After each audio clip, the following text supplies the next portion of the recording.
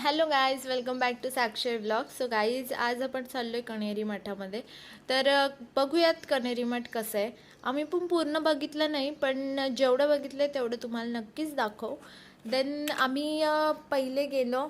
म्हणजे आम्हाला जो आमचा गाडीवाला होता त्याने आम्हाला पाठीमागच्या बाजूला उतरवलं. आम्हाला पुढे जावं लागलं आणि तिथे जाऊन तिकीट काढून आम्हाला आतमध्ये जावं लागलं. देन त्याच्यानंतर आम्ही आतमध्ये गेल्यानंतरून बघितलं तर असं वाटत होतं की यार हे सगळं बघतच राहावं. खूप म्हणजे खूप सुंदर होतं, खूप सुंदर होतं.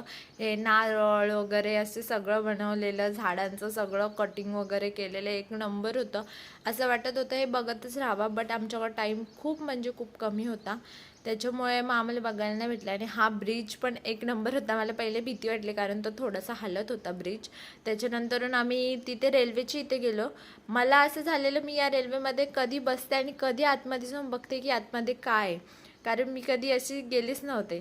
देन त्याच्यानंतर आम्ही जसं आतमध्ये गेलो तर मला एका जागी असं घाबरल्यासारखं झालं.